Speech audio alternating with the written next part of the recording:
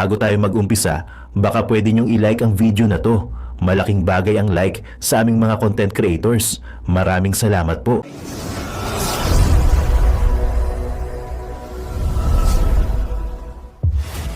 VP Sara Duterte hindi na nakapagpigil at binweltahan ng mga congressman. At eto, Attorney Sal Panelo, binisto na naman si Martin Romualdez. At ang pinakamalupit, eto, sino ba to? Si Remulla. Nakalimutan ko na yung pangalan ni Remulla. Si DILG ba o DOJ na Remulla ay natataranta na sa mga maaaring ikaso sa kanya. Ay nako po, mukhang may makukulong. Mukhang may makukulong mga ilang araw. Si Marcos Jr., alam nyo, alam ko, nararamdaman ko rin kayo na nanggigigil kayo sa mga to. Ramdam namin yun, hindi ko itinatago yun sa inyo at nakikita ko yun sa mga mata nyo. Lalo sa mga napapanood ko sa social media, sa comment section, sa lahat ng hinanaing, kasi kami po ay nagsusurvey po kami araw-araw. May mga vloggers po kami na nagsusurvey sa saloobin ng mga Pilipino, mga kababayan natin, no? Alam ko nanggigigil kayo at gusto niyo nang makamit at ang hustisya at makulong itong mga to. Pero paalala lang po, sila ang may hawak ng kapangyarihan ngayon. Pero maganda na rin yan na mag-file ng kaso laban sa kanila dahil alam niyo yun, yung mga ganong pamamaraanan ay talagang sisingilin natin sila pagdating ng hindi na sila nakaupo dyan sa ating gobyerno. At yung pagkakataon na yun po yung panahon na presidente na ang isa sa mga Duterte, kung si Basti Duterte man, kung si Kitty Duterte man, or kung si Vice President Sara Duterte man, muli ang maging presidente ng bansang Pilipinas.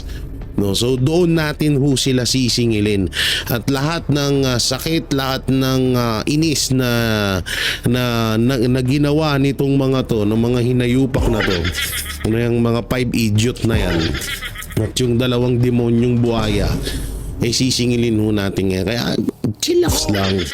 Easy lang kayo, nanay, ha? Ikaw, nanay, medyo mataas na yung blood sugar mo. Easy ka lang dyan. Sinagot din ng bise ang sinabi ni Ortega na tila mas aktibo daw siya sa pagbatiko sa mga kaalyado ng administrasyon kaysa sa pagtindig laban sa mga kilos ng China sa loob ng teritoryo ng Pilipinas. Iginit ng pangalawang pangulo na malinaw naman ang kanyang paninindigan.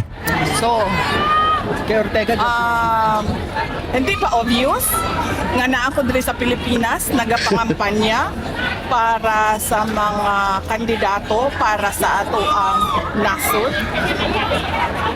So, of course, I am pro-Philippines and nothing else. Binigyang diin pa ni VP Sara na hindi dapat ibaling ang issue sa China dahil mas mahalagang pag-usapan ang mga napapako umanong pangako ng ilang kandidato, partikular na ang 20 pesos na kada kilo ng bigas. Of course, kung nga atakihon man ako ang China sa ato ang kampanya diri sa Pilipinas. Nga ang problema nato diri ang kawalan ng pagtutupad ng mga pangako, sama na sa 20 ang bugas. Ayaw, don't change the topic, boy. Don't change the topic, boy. Alam niyo yung mga ganitong ngitian ni Vice President Sara Duterte, buta, katakutan niyo to. Don't change the topic, boy. Ang lupit mo, VP Sara, palakpakan.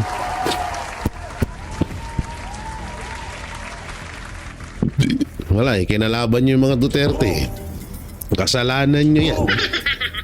Kung hindi nyo kinalaban mga Duterte, baka matagal-tagal pa sana ang karir nyo sa pagiging congressman. Wala, problema dito kasi bayot din yung isa. Ay, sorry. Hindi ako, alam nyo siya yung yung ibang congressman yan.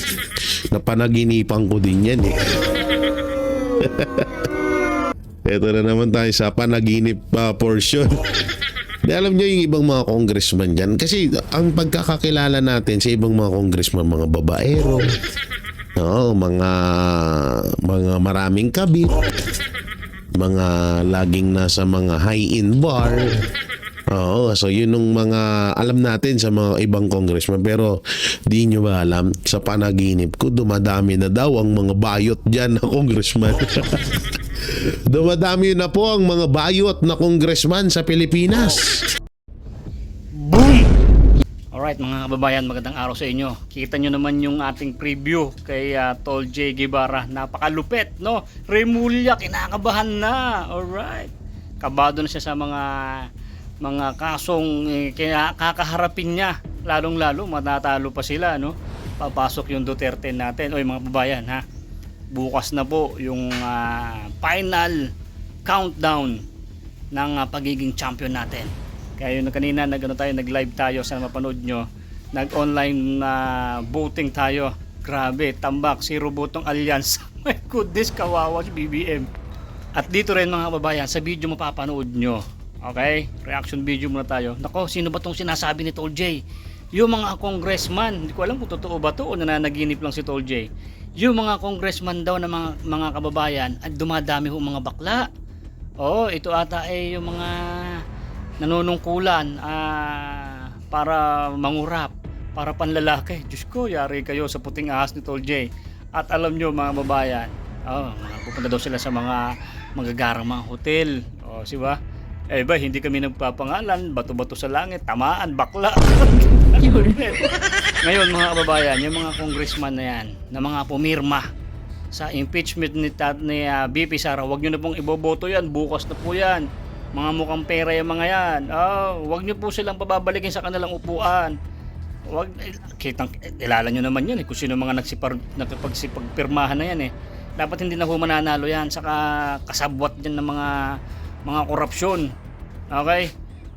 Dito na po kayo. Ngayon, pag manalo itong ating team Duterte, mamimili na tayo ng mga mas malulupit na mga congressman, hindi yung mga bakla. Ay nako, mga bakla pala kayo. Ang gagwapo nyo sa mga picture-picture, mga bakla kayo. Naamoy kayo ni Tol J. Alak ka. Pera-pera lang talaga, no? Diyos ko, kita nyo nga ho. Ulitin ko sa video na to. Nung isang araw, nahuli yung 6, no? Nahuli sila ng NBI. Nanunuhol ng 30 milyon. Kung saang lugar yon, sa Zambales. Yari. Nakakasuhan ka pa. Kulong na yung 6, pati yung nag-utos. Yari ka ngayon, boss. Dapat daw, manalo daw yung mayor nila. Kapalit ng 30 milyon. Kaya mga babayan, kita nyo, namumuhunan sila ng 30 milyon. Paano kung nalusot yun? Tapos nanalo yung mayor na yun. Di syempre kukurakutin niya, babawian niya ng 5 beses yung 30 milyon niya. Ganun po delikado yung politics talaga, no? Uubusin talaga nila yung pera ng kaban ng bayan. Hindi ba? Mga kababayan, panahon na po na dapat ay ibalik po yung mga katulad ng pamamalakad ni Tatang Digong, yung mga team niya. Mga kababayan, please lang black voting natin ang PDP ni Tatay Digong. Baga 0-0 yung mga na yan, yung mga alyansa na yan, bayaan mo magboto na lang sa kanila yung mga bayad. Okay? So ayan, kitang-kita nyo naman. At mga babayan, pag nanalo yung ating team, yung impeachment ni BP Sara, wala na yan, sold out na yan mga babayan. At yung pag-uwi ni Tatang Digong mas mapapabilis. At isa pa mga kababayan, pag nanalo ang PDP laban, lahat ng mga umalipusta kay Tatang Digong at yung mga gumawa ng mga nangurakot, yung mga dating mga nakakulong tapos nakalaya, yan tulad ng dilema nila Franz Castro, yan ibabalik niya sa kulungan. Di ba? Shout out sa inyo mga babayan. Kaya solid tayo dito kay Tatay Digong. Okay, balik tayo sa ating nire-reactionan kay Tol J. Guevara. Hintayin nyo po, ipi-play natin yung full video. Then don't forget to subscribe Tol J. Guevara. Ngayon sa video na to, no, marami pati sa mga bigas, pati yung mga pagsasalita ng mga sinasabi ni Tol J na yung 5 na yan, ubos yan. Mga kinakabahan na yan. Sila Torre, yan. At ay, yan, Torre na yan, lagot ka Torre. Lagot ka ngayon, boss Torre. Diwata. Maghintay ka sa mga pinaggagawa mo. Yung mga sinasabi ni Tol J. Guevara, bayaan nyo muna yung mga yan. Yung iba dyan na talagang malalakas ang loob kasi nakaposisyon sila. Sila yung may hawak ng batas. Okay? Hindi yan po magtatagal sa mga katungkulan, bababa at bababa rin yan. Ngayon pag bumaba na sila, saan sila ipapakulong? O diba? Yan ang pinakamalupit na bawi natin. Mga kababayan, yung mga tumanggap ng ayuda dyan, yung mga binili yung boto nyo, iskamin nyo sila, ano nyo po sila, budulin nyo rin sila. Kahit sabihin nyo na, oh sige po sir, boboto namin kayo. Pero binigyan kayo ng 5,000, 3,000. I-ano nyo naman sila, iskamin nyo sila, huwag nyo silang iboboto para makabawi naman kayo. Kasi hindi naman po nila pera yan.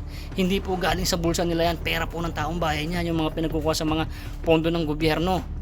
Kailangan nyo, mabubudol nyo pa mga taong bayan, yun hindi na. Kaya mga kababayan, please lang, sama-sama tayo, iligtas natin itong Pilipinas, itong bayan natin kung saan tayo nakatira. Okay, mga kababayan, ito, ipi-play ko na yung video. Ito na yung full video. Sino ba itong mga bakla na to, ng mga congressman na to, at ano ba itong video na sinasabi ni Tol Che Guevara? Syempre, dapat panoorin mo yung full video. Yung pagsupalpal ni BP Sara, talagang sinapul talaga si BBM. Sapulin na kung sino sasapulin, basta malakas ako. Syempre Duterte yan, matapang, may paninindigan at mahal ang taong bayan. Yun ang dapat natin ipapanalo ngayong eleksyon sa Monday na po yan, mga kababayan. So okay, play natin tong video. Ako po si Boy Sardinas, isa sa membro ng Banateros Vloggers. I-play ko na yung video at syempre, mare, kumusta dyan mare, kumpare, subscribers, don't forget to like and subscribe this video and Tol Che Guevara and all Banateros. Okay, play mo na yung boy. Let's go! BP Sara Duterte hindi na nakapagpigil at binweltahan ng mga congressman. Teto Attorney Sal Panelo, binisto na naman si Martin Romualdez. At ang pinakamalupit, sino ba to? Si Remulla. Nakalimutan ko na yung pangalan ni Remulla. Si DILG ba o DOJ na Remulla ay natataranta na sa mga maaaring ikaso sa kanya. Ay nako po, mukhang may makukulong. Mukhang may makukulong mga ilang araw. Hindi pa ngayon yan. Alam naman natin na ngayon ay panahon pa nila.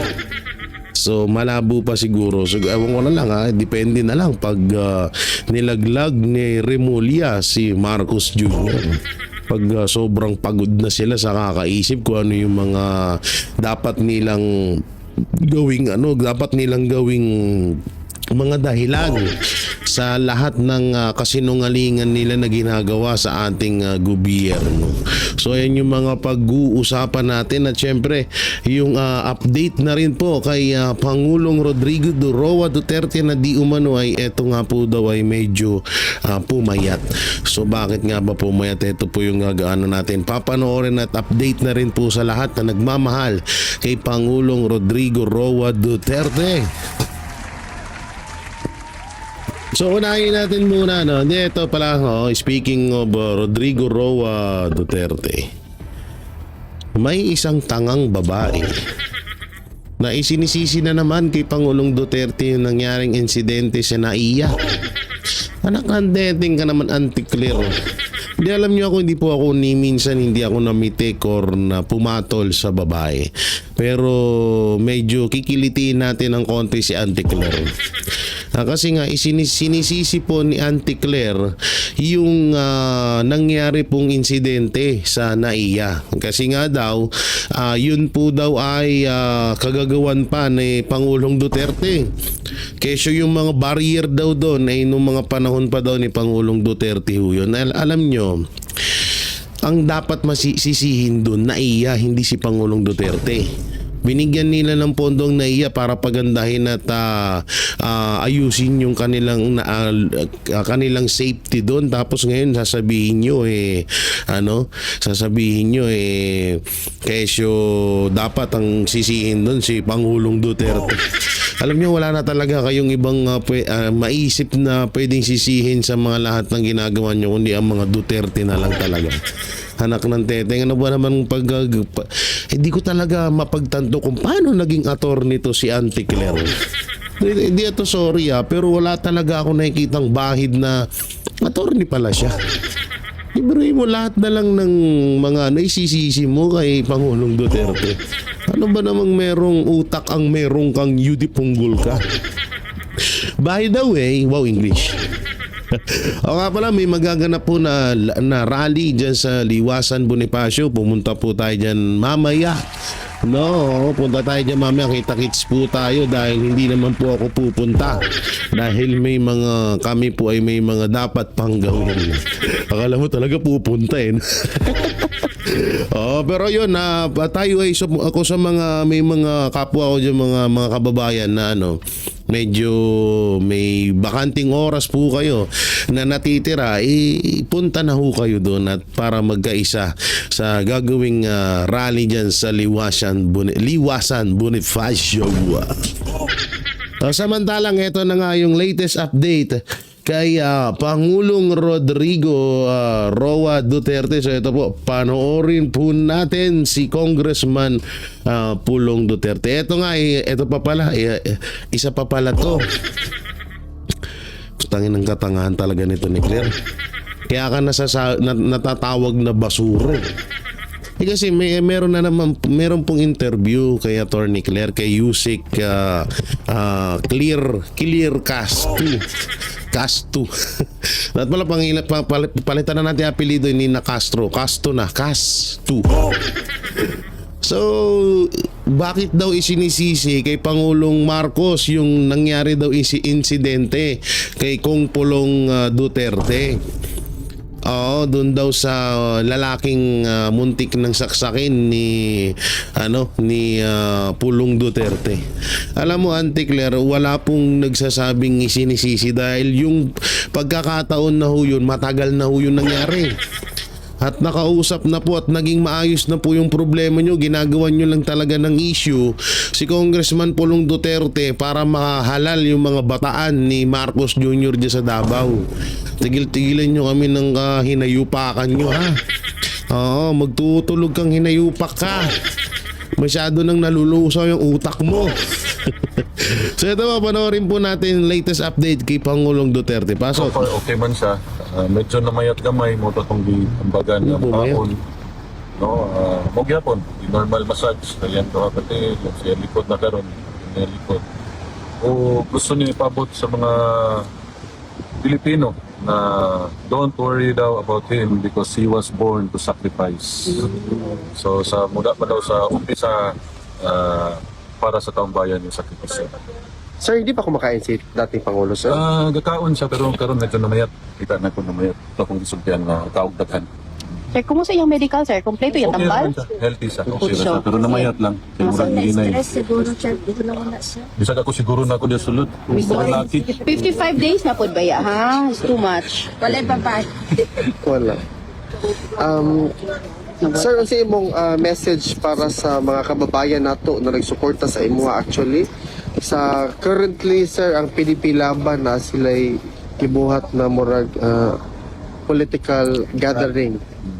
Salamat kayo sa mga Pilipino, labi na sa mga Davawin yung nagsuporta sa ako. Hantod karon, salamat sa inyong pagsalig. Kung yan na po dito ipapat si Presidente, gusto niya one word lang, salamat daw. Salamat. Mura daw. Yan ikasulti sa inyo. Wala siya additional kung sa maabot nga election. Mura to. Choose unsa tayong sulti. Kay nagsugod daw ang Pilipinas sa struggle. So, choose a leader na fit to govern the Philippines. So yun nga, ang pagkakasabi dito ni Congressman Pulong ay medyo nangayayat si Pangulong Rodrigo Roa Duterte. Siguro dahil sa mga pagkain at sa taas ng, sabihin na natin siguro sa gamot, sa palagay ko naman about sa stress. Kasi hindi naman syempre ikaw ba naman, kahit din naman ako siguro mapasok ako dyan sa ICC, medyo talagang malulungkot ako kasi hindi katulad doon sa Davao. Sa Davao ho kasi napakaganda po ng klima doon dahil napakalinis po ng lugar na yun. Sobrang linis ng lugar ng Davao at kapag ikaw ay nandoon, talagang tataba at talagang lulusog ang iyong pangangatawan. Pero ito naman, good news naman po yung sinabi ni Congressman Pulong Duterte dahil Dahil nga po na itong si Pangulong Duterte ay healthy naman po at wala naman daw iniindang sakit. Yung nga lang medyo nangayayat siguro nga dahil siguro sa pagkain dyan sa Netherlands. Kung ang Gabriela at makakaliwang grupo na is paimbestigahan ng issue involving nyo, ano pong masasabi ninyo na sinasakyan ng CPP, NDF ang issue, ito'y mga grupo kalaban ni dating Pangulong Rodrigo Roa Duterte? At tubangon sa nilang issues kidnapping. Convicted mo na sila? Yes. Kung wala po ng priso na. Sa pool na naman si Inday Castro. Ay, Auntie Claire, yung tita mo, yung pinsan mo, sa pool na naman. Oo, binakbakan na sa pool sa ngala-ngala. Oo, sa pool na sa pool. Oo, convicted daw. Sabagay, totoo naman. Totoo naman talaga eh. Si Franz Castro po na tumatakbong senador ngayon, no, na ano po yan, tawag dito, convicted po yan. Pero malaya. Yan nga po yung isa naming pinagtataka na kung si Pastor Apollo Sikibuloy na wala namang ginawang kasalanan, tumutulong pa sa mga kababayan natin pero kinulong. Nagbabalita lamang po or nagsasabi lamang po ng katotohanan na kabulustugan ng gobyerno. Samantalang si Castro, si Franz Castro na isang NPA ayon kay Joe Masison, at etong mga grupo niya ay talagang against to government, sila pa yung mga malaya ngayon. Partida ho, ito po ay convicted sa kasong child abuser at kidnapping. Biruin niyo po yung mga kaso na yun, pero siya po ay tumakbo pang senador. At ang masaklapahin ho nito ay nakakasama niya po ang presidente ng Pilipinas. Bali isa po siyang congresswoman ngayon sa, hindi ko saan ba distrito yung hayop na yun. Hindi ko alam kung saan distrito, wala kasi akong balita niya sa inayupak na yun. So yun nga, magsasampata ng putangin ng mga to. Talagang ito, tingnan nyo, may isip nyo maigi. Bakit nilabas ang video na yon na matagal na? So ibig sabihin, may plano nga talaga ang administrasyong Marcos o ang mga anti-Duterte na gamitin yung video na yon para masira si Congressman Pulong Duterte doon sa lugar ng Davao. Kaso hindi naman tanga-tanga yung mga taga Davao. Hindi naman kasing hindi naman katulad nyo ng mga tolongges. Oo, matatalino ang mga taga Davao. Mas pipiliin nila ng 1 milyon or 1 trilyon na beses ang mga Duterte kaysa sa mga Nograles. Tandaan nyo yan. Hindi nila ipagpapalit yan. Kaya kung matatalo ang mga Duterte sa lungsod ng Davao, isa na ho yung pinaka madayang eleksyon na mangyayari sa kasaysayan ng Pilipinas. Ako na nagsasabi ho sa inyo. Tangina, anong kinalaman mo doon? Tangina, ikaw nga convicted ka, kidnapping, child abuser, tapos doon sa kaso ni Pulong ikaw magkakaso. Kung totoo man to ang kapal ng mukha mong hayop ka. Nahayop ka tuloy. Tuloy natin. Kira magmama dahil mga bahay, makabayan. Niagi tatanan sa Congress. Nagtuhom ko kabalog pila yung ginadawat. Ayaw ko ninyo agita, kinakilistahan. Righteous na kayo mga naiwaam. Mga panuhak, ila ka bata ang namatay tungod ninyo. Based on hearsay ha, sa inyo na pagkasuhan. Anak ko yung ito. Kung sa taong-bayan, Salamat kayo sa inyong suporta kang presidente, sa akong igsoon kay BP Inday, o sa among pamilya. Daghang kayo salamat. Pangayoon na po namo nga padayon ang pagampo para sa health sa among amahan. Salamat. Yan so yun nga narinig ho natin doon yung planong pagkaso ni Castro at yung kalusugan ni Pangulong Duterte. Pero ayun nga po, maraming salamat dahil yan sa patuloy na panalangin nyo kay Pangulong Duterte. So dito naman tayo sa isang balita. Sana yun, ito yung kay sino ba tong inayupak na to? Yan, si Boying Remulla, ang isa sa mga aso ni Martin Romualdez at ni Marcos Jr. So ito, panoorin ho natin. comment ka po and submit your affidavit. Ano pong mangyayari? Sasagot ka. We will answer. Sir, ano po yung lalamanin nitong sagot? Sasagutin namin yung bawat issue na nilabas doon. Na everything that happened was within legal bounds. Lahat naman yan according to law. Kaya it's actually the complaint itself. Parang na-weirdan ako kasi hindi naman committee report eh. But why the haste? Why not wait for the committee report? Kasi that's a committee investigation. What was contained was a chairman's report. So that's a little strange. But anyway, we'll answer it. Sir, do you think this will be enough for Senator Ay once na you submit your expectation? Pagtapos ng election, tama na yun. Kasi parang in-aid lang yan. Parang gusto lang talaga makakuha ng publicity tungkol sa election. Ano tayo magagawa?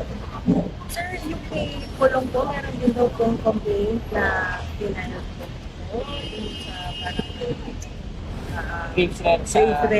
Yeah, I was told about it. There's also a CCTV, but Pulong is saying na baka daw faithful with you. Now, we will look into it. We'll let the prosecutors handle it. Hindi naman ako nag-dictate ang gagawin ng prosecutor. We give enough leeway and very transparent ang process dito sa DOJ. Sir, on Friday po si VP Sara is scheduled for a PI dito po sa DOJ. Meron po bang special preparations? Meron po bang kampo niya? Well, she will have the PSG with her here. Open naman sila, pwede naman sila pumunta rito to the premises. And it's going to be the call of the Prosecutor General. Hindi po ako nag-handle ng preliminary investigation. Sir, Anson Ke, meron po pa tayong update? Anson Ke, I will be meeting with some of the police officers this afternoon.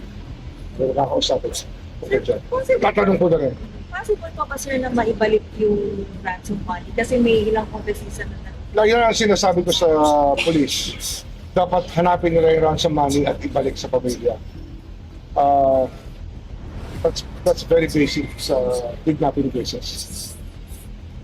Okay? Sir, meron kayong gusto bang idagdag? May nakakalimutan ba kami? Hindi naman, ano lang yan. Hindi lang clear talaga yung procedure ng ombudsman. Anyway, we'll still answer it. Pero hindi malinaw ang procedure kasi dati, pero fact-finding yan, may rules na publish yan. Yung ngayon, parang hindi na dumaan sa fact-finding. Basta dire-diretso kagad sa amin. So, we'll see. I will not insinuate anything. I'm just saying, yung rules na tinitignan namin, parang hindi na sunod. Yun na nga no. So nag-counter nagsumite or counter affidavit at sa ombudsman versus reklamo ni Senator Amy Marcos. Alam nyo, hanggang ngayon ginagawa tayong mga tanga nito mga to. Nag-file si Amy Marcos ng patungkol sa pagkidnap kay PRRD. Bakit hindi si Marcos Jr.? Bakit si Remulla? No? Yun ang tanong natin kay Amy Marcos eh. Bakit etong mga to? Dapat kasama dito si Marcos Jr. Pero hindi ko lang alam kasi pero siguro naman kahit presidente ka ng bansang Pilipinas, kung may ginawa kang katulad dito na labag sa batas dapat makasuhan kahit presidente siya. No, siguro naman may gano'n naman, pwede naman siguro sa batas yun. Di alam nyo, etong mga to, sila Remulla, Torre, Marbil, Pajardo, yung magkapatid na Remulla, si Marcos Jr. Alam nyo, alam ko, nararamdaman ko rin kayo na nanggigigil kayo sa mga to. Ramdam namin yun, hindi ko itinatago yun sa inyo at nakikita ko yun sa mga mata nyo. Lalo sa mga napapanood ko sa social media, sa comment section, sa lahat ng hinanaing, kasi kami po ay nagsusurvey po kami araw-araw. May mga vloggers po kami na nagsusurvey sa saloobin ng mga Pilipino, mga kababayan natin, no? Alam ko nanggigigil kayo at gusto nyo nang makamit at ang hustisya at makulong itong mga to. Pero paalala lang po, sila ang may hawak ng kapangyarihan ngayon. Pero maganda na rin yan na mag-file ng kaso laban sa kanila dahil alam niyo yun, yung mga ganong pamamaraanan ay talagang sisingilin natin sila pagdating ng hindi na sila nakaupo dyan sa ating gobyerno. At yung pagkakataon na yun, ayun po yung panahon na presidente na ang isa sa mga Duterte, kung si Basti Duterte man, kung si Kitty Duterte man, or kung si Vice President Sara Duterte man, muli ang maging presidente ng bansang Pilipinas. No, so doon natin ho sila sisingilin at lahat ng sakit, lahat ng inis na ginawa nitong mga to, ng mga hinayupak na to, yung mga 5 idiot na yan at yung 2 demonyong buhaya, sisingilin ho natin ngayon. Kaya chillax lang. Easy lang kayo, nanay, ha? Ikaw, nanay, medyo mataas na yung blood sugar mo. Easy ka lang dyan. Ikaw, tatay, yung pustiso mo, ha? Baka malaglag na naman. Joke lang. Sisingilin natin lahat yung mga yan. Samantalang, dito muna tayo nga sa sinabi or panayam ni Attorney Sal Panelo mapatungkol kay Martin Romualdez. Issue ng palitan ng liderato sa Kamara. Naku po, ano ba to? Panoorin natin to. Pag ang speaker ay sumusunod sa dikta ng presidente, ang ganun din yan. Nagpalit ka lang ng tao, pero yung patakaran, yung pagpapatupad ng gusto ng presidente ng bansa, ganun pa rin.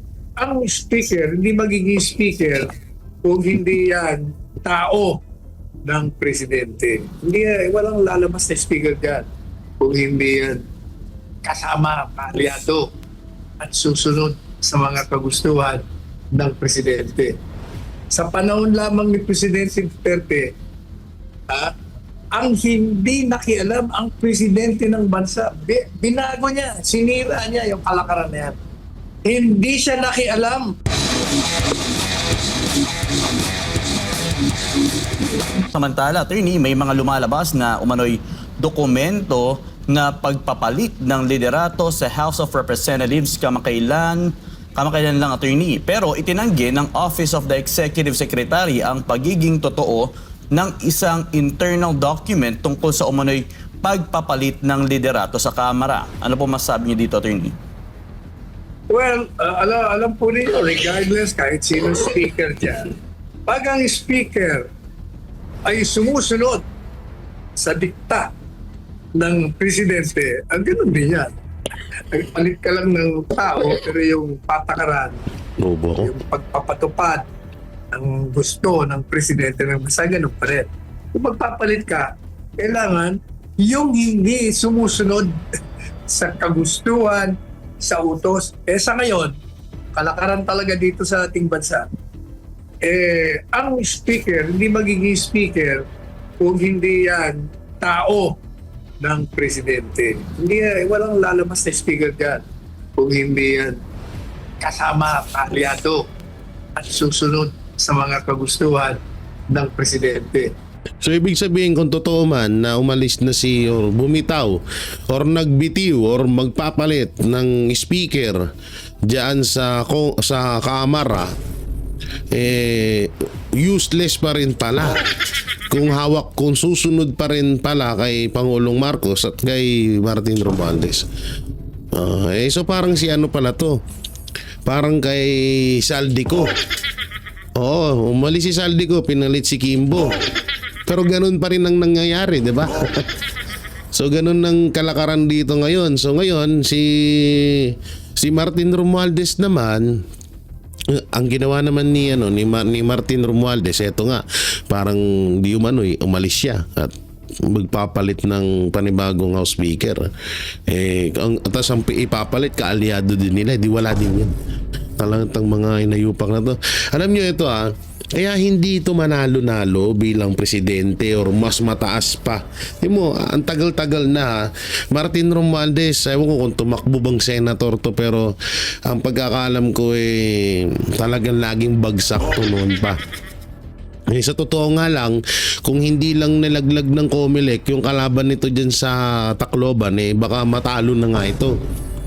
Hindi, alam nyo, ang hirap kasi dito sa mga taong to, kahit anong tago nila sa tunay na ugali nila, nabubunyag pa rin talaga eh. Nabubunyag yung pagiging corrupt, nabubunyag yung pagiging talagang gahaman nila sa kapangyarihan. Lahat nabubunyag eh, no? Kahit anong gawin tago nila. Katulad na lang yan. Bakit nga ba nabubunyag? Eh, isipin nyo na lang ha. Ang tagal-tagal na ho nilang nanunungkulan bilang congressman dyan sa Tacloban, pero may pinagbago ba ang Tacloban? Eh ni ultimong palengke dyan ho, butas-butas. Butas-butas yung bubong. Kasing butas-butas ng mukha ni Chis Escudero. Diba? So doon pa lang doon mo makikita ng isang leader sa isang lugar ay corrupt dahil nga ultimong napakasimple lang naman na project hindi pa nila magawa. Yung palengke nila pang 19 kopong-kopong pa. Hindi ko po nilalait ang syudad ng Tacloban. Sinasabi ko ito dahil gusto ko pong mabago na. Gusto kong maging maganda ang lugar or ang palengke. Kahit palengke man lang dyan sa lugar ng Tacloban.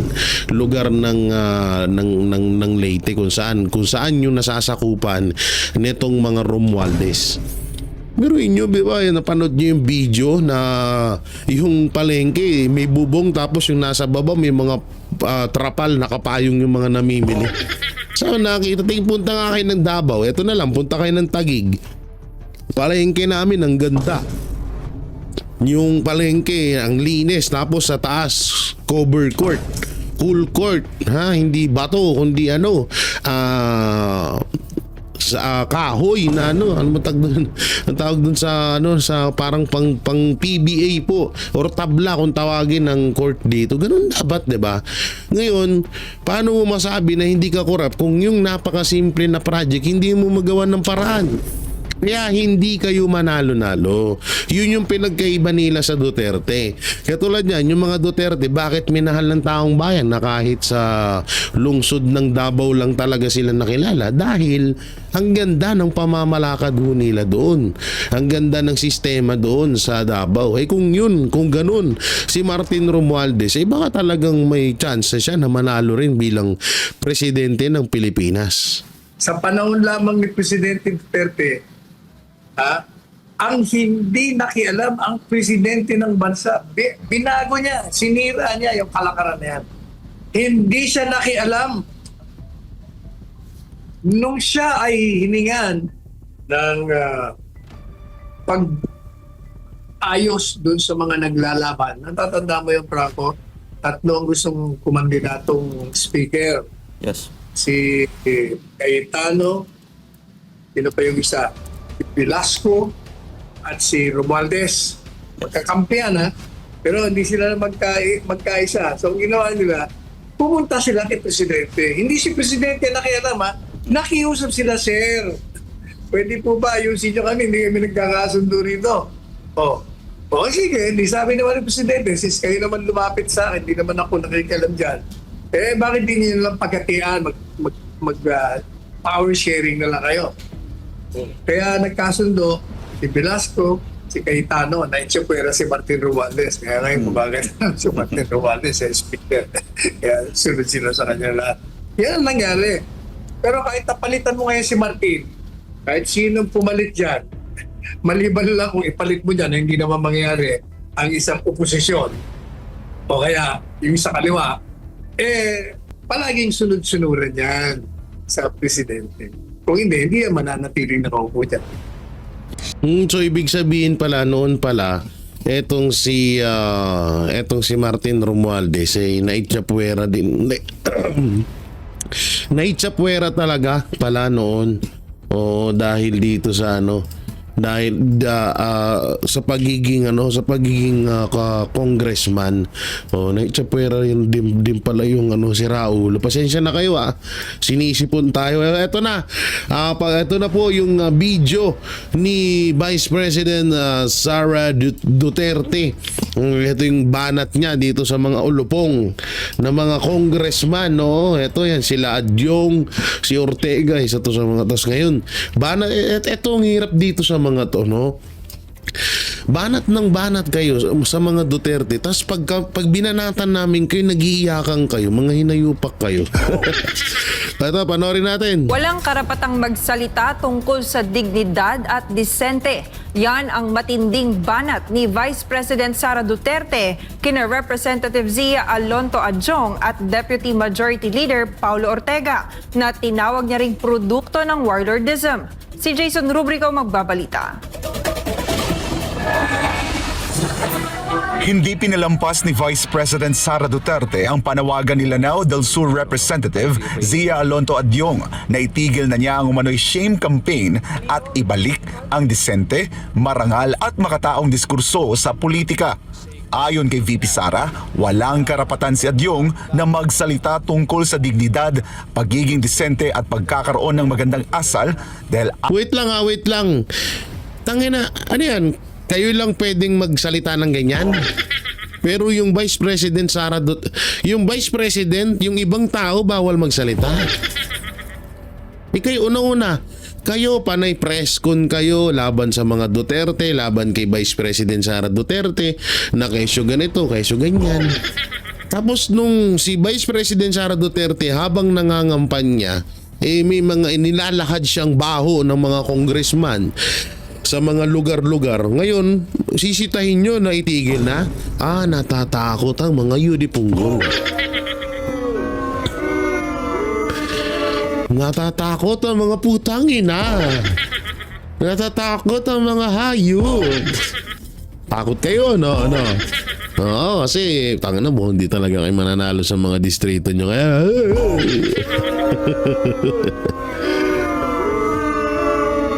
May takot din pala tong mga hinayupak na to. Akala ko katatapang kayo. Lupit nyo Oo, natatakot na pala. Hindi, ito, ramdam ko natatakot na tong mga to kasi medyo talagang simula nung binanatan nila itong mga congressman, hindi na ito makakabalik kung hindi lang magkakaroon talaga ng dayaan, kung talagang susundin ang boto ng taong bayan sa kanya-kanyang distrito. Hindi makakabalik tong mga hinayupak na to. Lintik ang galit sa kanila ng buong Pilipinas ngayon, tandaan nila yan. Kaya kahit ako sa distrito, ikakampanya ko to na wag niyong iboto yan. Oo, mga kababayan, ako po, pag ganito ang congressman nyo na panay banat lamang sa mga Duterte tapos wala naman nagagawa sa bahay nyo, ba tigil-tigilan nyo yan? Oo, parang yung kumuha ng bato tapos ipinukbok nyo sa ulo nyo. Ang hirap po ng ganyan, no? Ang hirap dito sa mga to, napakahiyakin.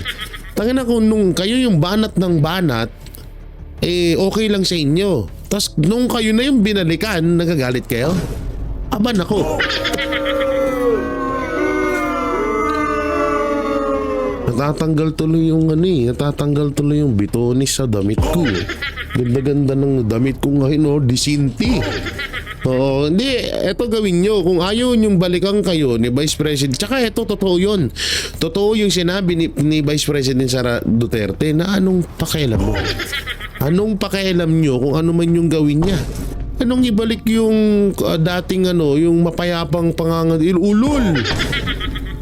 Kayo nagsimula niyan, no? So, hindi nyo masisisi yung tao kung binabalikan kayo. Kayo ang umuna na bumanat sa mga Duterte.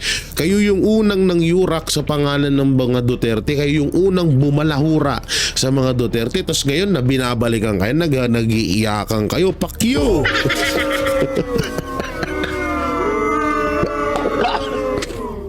Iisipon ako sa inyo Itong mga to, napaka-babalat sibuyas. Nung kayo binalikan, nag-iiyakan kayo.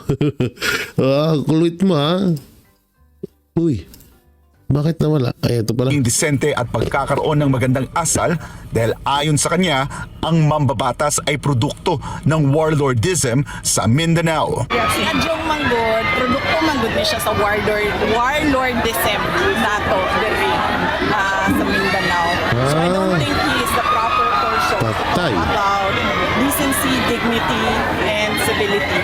Kay ang iyahang pagdaog din ha sa Lanao tungod na sa grip sa ilahang dynasty.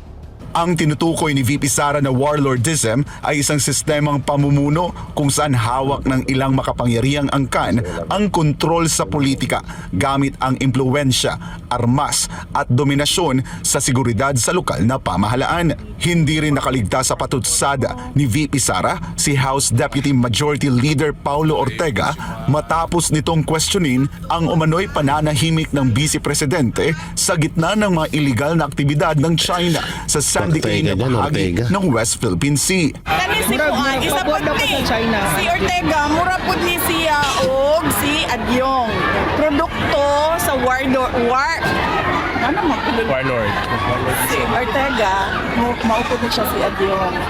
Produkto sa warlordism dinhi sa ato ang nasod. So, angay niya nga mo-adapt po o deafening silence. Kaya wa siya kasungod mo abli sa iyang Sinagot din ng bise ang sinabi ni Ortega na tila mas aktibo daw siya sa pagbatiko sa mga kaalyado ng administrasyon kaysa sa pagtindig laban sa mga kilos ng China sa loob ng teritoryo ng Pilipinas. Yun, basag ka ngayon. Galit na naman to si Ortega. Abangan ho natin presko nila ng mga congressman, ha. Uusok ang mga pet nito, ako nasabi sa inyo. Iginit ng pangalawang Walang karapatang magsalita tungkol sa deafening silence.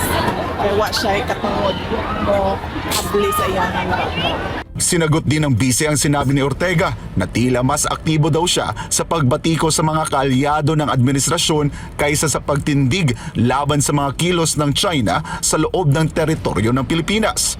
Iginit ng pangalawang pangulo na malinaw naman ang kanyang paninindigan.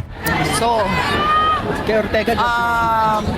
hindi pa obvious nga naa ko diri sa Pilipinas nagapangampanya para sa mga kandidato para sa ato ang nasod. So, of course, I am pro-Philippines and nothing else. Binigyang diin pa ni VP Sara na hindi dapat ibaling ang issue sa China dahil mas mahalagang pag-usapan ang mga napapako umanong pangako ng ilang kandidato, partikular na ang 20 pesos na kada kilo ng bigas. Of course, kung ngano atakihon man ako ang China sa ato ang kampanya diri sa Pilipinas. Nga ang problema nato diri ang kawalan ng pagtutupad ng mga pangako sama na sa 20 ang bugas. Ayaw, don't change the topic, boy. Don't change the topic, boy. Alam niyo yung mga ganitong ngitian ni Vice President Sara Duterte, puta, katakutan niyo to. Don't change the topic, boy. Ang lupit mo, VP Sara, palakpakan.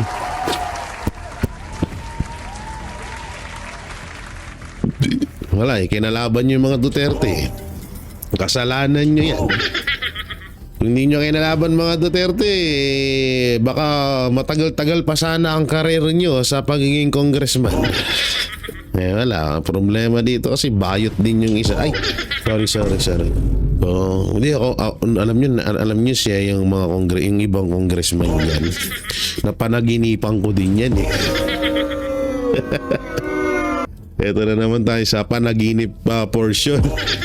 Di alam nyo yung ibang mga congressman dyan. Kasi ang pagkakakilala natin sa ibang mga congressman, mga babaero, mga maraming kabit, mga laging nasa mga high-end bar. So yun yung mga alam natin sa mga ibang congressman. Pero di nyo ba alam, sa panaginip ko, dumadami na daw ang mga bayot dyan na congressman. Dumadami na po ang mga bayot na congressman sa Pilipinas.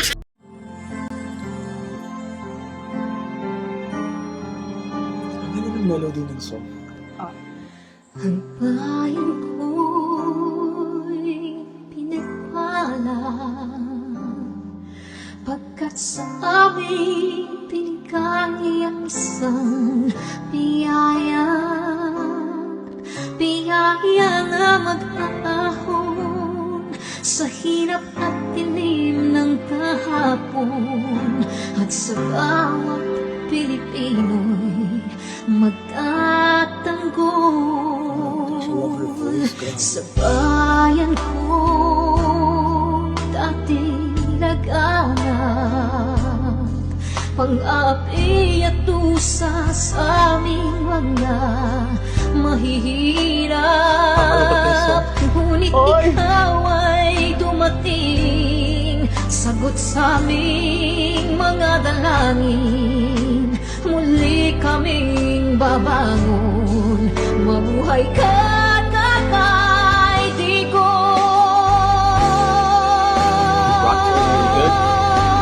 Ama maraming salamat aming mga mata'y minuhulat gawain ng masasamay iyong isiniwalat ikaw lang ang pag-asa naming lahat.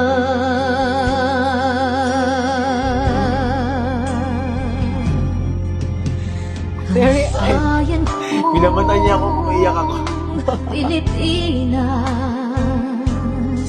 muling makikilala at itataas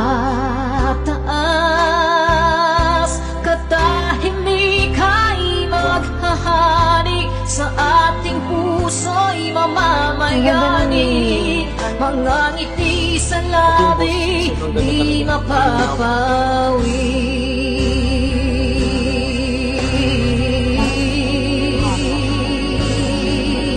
The breathing though. Mabuhay ka, Tatay Digong, maraming salamat. Ang malasakit sa Pilipino ay walang kasing tapat. Ika'y paglalaban ng iyong mga anak. Tunay kang biyaya sa bansang Pilipinas.